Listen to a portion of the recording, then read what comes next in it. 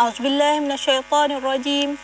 Illal ladzina sabaru wa 'amilus solihati ulaika lahum maghfiratun wa ajrun kabir. Maksudnya, kecuali orang-orang yang sabar dan mengerjakan amal soleh, maka mereka itu akan beroleh keampunan dan pahala yang besar. Surah Hud ayat 11.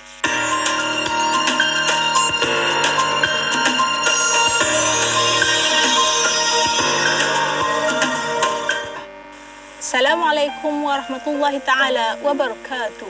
Alhamdulillahirabbil alamin, wassalatu wassalamu ala asyrafil anbiya'i wal mursalin wa ala alihi wa sahbihi ajma'in. Rabbi shrah li sadri wa yassir li amri wahlul 'uqdatam min lisani yafqahu qawli. Tuan-tuan dan puan-puan, para penonton yang dirahmati oleh Allah, alhamdulillah, dengan keizinannya pada pagi yang berbahagia ini kita dapat bertemu sekali lagi dalam rancangan Muqaddimah. Saya mengharapkan tuan-tuan dan puan-puan berada dalam keadaan ceria dan bahagia di samping keluarga tersayang. Insya-Allah pada hari ini kita akan sama-sama membincangkan satu tajuk yang penting, pedoman menjadi penyabar. Tuan-tuan dan puan-puan yang dirahmati oleh Allah, apabila kita menyebutkan tentang sabar ini, maka kita akan dapati bahawa sabar merupakan perkataan yang sangat ringkas, sangat mudah tetapi amat sukar untuk diamalkan. Apakah erti sabar, tuan-tuan dan puan-puan? Sabar itu bererti menahan diri pada perkara yang kita sukai ataupun perkara yang kita tidak sukai. Tuan-tuan dan puan-puan yang dirahmati oleh Allah, Allah Subhanahu Wa Taala menyebut tentang perkataan sabar ini sebanyak 70 kali di dalam Al-Quran. Berada pada 70 tempat di dalam surah di dalam Al-Quran. Ini menunjukkan bahawa kesabaran itu merupakan suatu yang sangat penting untuk diamalkan dalam kehidupan kita seharian. Allah Subhanahu Wa Taala berfirman, A'udzubillahi minasyaitonir rajim. Innallaha ma'as sabirin. Maksudnya sesungguhnya Allah bersama orang-orang yang sabar. Ini merupakan suatu galakan kepada kita untuk sentiasa menghayati konsep sabar dalam kehidupan kita seharian. Begitu juga Rasulullah SAW menggalakkan kita bersabar dengan mengatakan di dalam sabdanya yang bermaksud kesabaran itu merupakan satu cahaya, merupakan riak, iaitu satu cahaya yang sangat terang. Tuan-tuan dan puan-puan yang dirahmati oleh Allah Subhanahu Wa Taala, Allah juga menyebutkan di dalam Al-Quran bahawa orang-orang yang diberi kesabaran ini tidak melakukan perkara ini dengan sia-sia kerana ganjaran daripada kesabaran ini adalah sangat besar. Firman Allah Subhanahu Wa Taala yang bermaksud mereka itu diberi ganjaran 2 kali ganda disebabkan kesabaran mereka. Tuan-tuan dan puan-puan yang dirahmati oleh Allah, maka marilah kita sama-sama menjadi orang yang bersabar kerana ganjaran melakukan kesabaran itu adalah sangat tinggi, melebihi orang lain yang tidak melakukan, tidak mengamal kesabaran. Tuan-tuan dan puan-puan yang dirahmati oleh Allah, bagaimanakah caranya kita mengamalkan sifat sabar ini? Allah Subhanahu Wa Taala telah mengajar kita supaya mencontohi rasul-rasul ulul azmi yang disebutkan di dalam Al-Quran. Mereka ini digelarkan sebagai ulul azmi kerana memiliki tahap kesabaran yang sangat tinggi dan luar biasa berbanding manusia biasa. Di dalam Al-Quran disebutkan, bersabarlah sebagaimana sabarnya ulul azmi dari karangan rasul. Oleh itu, tuan-tuan dan puan-puan yang dirahmati oleh Allah, sama-samalah kita mengamalkan kesabaran dalam kehidupan kita, walau dalam keadaan mana sekalipun, supaya kita menjadi orang yang lebih berjaya dan bertakwa di sisi Allah Subhanahu Wa Taala. Telah disebutkan di dalam Al-Quran bahawa Nabi Nuh telah berdakwah kepada kaumnya selama 950 tahun, tetapi kaumnya enggan mendengar seruannya. Malah disebutkan di dalam Al-Quran bagaimana mereka meletakkan jari mereka dalam telinga supaya mereka tidak mendengar seruan Nabi Allah Nuh AS. Begitu juga dengan Nabi Ibrahim yang terpaksa berdepan dengan keengganan bapanya sendiri untuk mendengar seruan Allah Subhanahu Wa Taala, dan akhirnya baginda diduga dengan dugaan yang begitu besar sehingga dicampakkan ke dalam api. Tuan-tuan dan puan-puan yang dirahmati oleh Allah, Imam Al-Ghazali mengatakan bahawa untuk menjadi seorang yang baik dan soleh itu, maka kita kita mestilah beramal dengan kesabaran.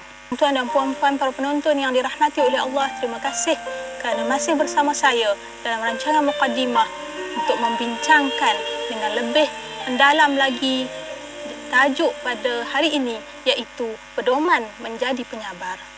Tuan-tuan dan puan-puan yang dirahmati oleh Allah, Imam Al-Ghazali membahagikan sabar itu kepada dua, iaitu sabar terhadap perkara yang kita sukai dan sabar terhadap perkara yang kita benci.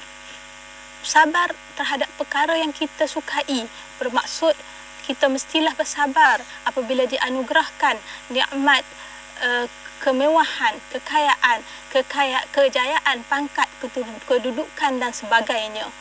Dan kesabaran pada tahap ini sebenarnya amat sukar untuk dilakukan kerana biasanya orang yang berada dalam keadaan senang ini sukar untuk bersabar dan membendung perasaan-perasaan yang negatif dalam dirinya. Oleh itu, tuan-tuan dan puan-puan yang dirahmati oleh Allah, sabar yang dimaksudkan ketika kita senang ini ialah sabar untuk mengekang jiwa kita daripada sifat-sifat yang tercela seperti sifat bakhil, sombong, riak dan sebagainya. Oleh itu, tuan-tuan dan puan-puan, sama-samalah kita beringat bila diberi oleh Allah nikmat kesenangan dan kemewahan serta kejayaan, maka kekalkanlah sifat kesabaran itu dalam diri kita. Seterusnya, bersabar ketika kita menghadapi kesulitan. Ini merupakan satu keadaan yang begitu mencabar. Malah sabar pada ketika ini merupakan setinggi-tinggi tingkat kesabaran. Yang dimaksudkan dengan sabar terhadap apa yang kita tidak sukai ataupun kita benci ini ialah apabila Allah menguji kita dengan musibah, dengan pelbagai ujian-ujian besar seperti kemiskinan, kematian, kesengsaraan hidup dan sebagainya, maka kita amatlah memerlukan kesabaran supaya kita sentiasa berasa tenang dan yakin terhadap Allah Subhanahu Wa Taala. Tuan-tuan dan puan-puan yang dirahmati oleh Allah Subhanahu Wa Taala, Allah amat menggalakkan kita menjadi orang yang sabar kerana Allah Subhanahu Wa Taala itu sendiri amat menyukai hamba-Nya yang bersabar. Allah Subhanahu Wa Taala berfirman, "A'udzubillahi minasyaitonirrajim, wallahu yuhibbus sabirin." Maksudnya, dan Allah menyukai orang yang sabar. Tuan-tuan dan puan-puan yang dirahmati oleh Allah, maka kita hendaklah bersabar ketika kita diuji dengan musibah seperti ditimpa berbagai penyakit dan sebagainya, kerana Allah Subhanahu Wa Taala memberikan keampunan kepada kita, mengampunkan dosa-dosa kita melalui penyakit tersebut. Tuan-tuan dan puan-puan yang dirahmati oleh Allah, kita juga mestilah bersabar dalam melakukan ketaatan dan ibadah kita kepada Allah Subhanahu Wa Taala. Ini untuk memastikan bahawa ibadah tersebut dilakukan dengan ikhlas tanpa perasaan menunjuk-nunjuk dan bermegah kepada orang lain. Di samping itu, kita hendaklah bersabar dalam perkara-perkara kemungkaran dan kemaksiatan yang bermaksud bahawa kita perlulah mengekang diri kita daripada pengaruh hawa nafsu dan juga ajakan syaitan, dan perkara ini memerlukan kepada kesabaran dan kesungguhan untuk kita lakukan. Allah Subhanahu Wa Taala telah mengajak kita supaya berdoa seperti yang disebutkan di dalam Al-Quran, "A'udzubillahi minasyaitonirrajim, Rabbana afriq alaina sabran wa tawaffana muslimin." Wahai Tuhan kami, limpahkanlah kesabaran ke atas kami dan matikanlah kami sebagai seorang Islam, yakni yang berserah diri. Tuan-tuan dan puan-puan yang dirahmati oleh Allah, kita berehat seketika, kita bertemu lagi selepas ini. Alhamdulillah, kita bertemu lagi dalam rancangan Muqaddimah di bawah tajuk Pedoman Menjadi Penyabar. Tuan-tuan dan puan-puan yang dirahmati oleh Allah, sabar hanya dapat kita perolehi dengan rasa kerendahan hati. Dalam hal ini, wajar kita mencontohi pribadi Rasulullah SAW yang sangat terkenal dengan kerendahan hati atau disebut sebagai tawadhu. Rasulullah digambarkan sebagai seorang yang sangat tawadhu apabila sanggup menjahit bajunya sendiri dan juga menampal kasutnya. Begitu juga baginda sanggup untuk memerah susu dengan tangannya sendiri.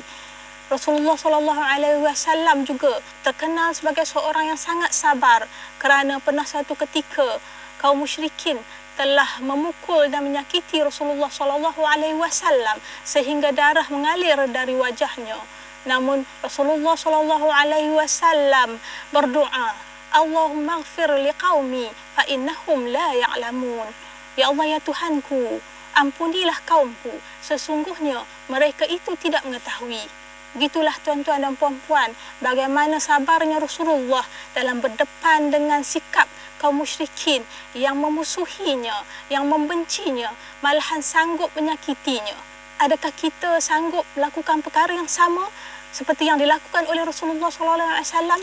Apabila berdepan dengan keadaan ini, maka kita fikir-fikirkanlah. Rasulullah SAW ada menyebut di dalam sabdanya yang bermaksud, orang yang paling sabar di antara kamu ialah orang yang mampu memaafkan kesalahan orang lain walaupun dia berkuasa membalasnya. Dalam hal ini, saya ingin mengajak tuan-tuan dan puan-puan mengambil pengajaran dari satu kisah yang berlaku pada satu ketika dahulu. Ibnu Katsir meriwayatkan bahawa Ibnu Zubair telah memiliki ladang yang berhampiran dengan ladang Khalifah Muawiyah. Lalu pada suatu hari pegawai-pegawai Muawiyah telah memasuki ladang Ibnu Zubair sehingga menimbulkan kemarahan beliau. Lalu beliau telah menghantar surat kepada Muawiyah dengan menggunakan bahasa yang sangat kasar, iaitu, wahai anak pemangsa hati manusia, adakah kamu mahu melarang pegawai kamu dari memasuki ladangku atau kamu memilih untuk berurusan denganku? Maka setelah Muawiyah membaca surat tersebut, beliau meminta pandangan anaknya dan anaknya menyarankan supaya beliau menghantar tentera untuk berurusan dengan Ibnu Zubair. Namun dengan penuh rasa kerendahan hati, Muawiyah pada kedudukan sebagai seorang khalifah telah memilih untuk membalas surat Ibnu Zubair dengan menggunakan bahasa yang lembut. Beliau berkata, jika yang menjadi permasalahan antara kita ini adalah persoalan dunia, maka ia adalah terlalu kecil bagiku. Maka jika surat ini telah sampai ke tanganmu, bermakna ambillah semua pekerjaku bersama dengan ladang-ladangnya sekali. Justru apabila Ibnu Zubair membaca surat tersebut, dia menangis sehingga basah surat tersebut dengan air matanya. Ini menunjukkan, tuan-tuan dan puan-puan, bahawa apabila seseorang itu berada dalam kemarahan, maka janganlah kita melayannya, membalasnya dengan kemarahan juga. Kerana sebaik-baiknya kita ikutilah contoh yang ditunjukkan oleh Khalifah Muawiyah itu sehingga Ibnu Zubair hilang rasa kemarahannya kepada Muawiyah. Sehingga kan beliau datang berjumpa dan sanggup mencium tangan Muawiyah kerana begitu kagum dengan kesabaran dan kemuliaan hatinya.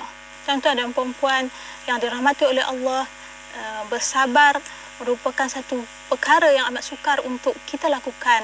Apatah lagi jika berada dalam keadaan yang getir seperti permusuhan, perselisihan faham dan juga pergaduhan. Oleh itu, perkuatkanlah kesabaran dalam diri kita supaya kita menjadi orang yang lebih bertakwa. Tips mukadimah untuk hari ini, Allah mengangkat darjat orang yang bertakwa ke darjat yang lebih tinggi. Seterusnya, kesabaran ini adalah mencakupi perkara yang kita sukai dan tidak kita sukai. Dan yang terakhir ialah bersabar hanya boleh diperolehi dengan rasa kerendahan hati. Ayuh kita amalkan. Marilah kita bersabar dalam kehidupan kita seharian agar kita dikasihi Tuhan. Sehingga kita bertemu lagi, saya sudahi dengan wabillahi taufik wal hidayah. Wassalamualaikum warahmatullahi taala wabarakatuh.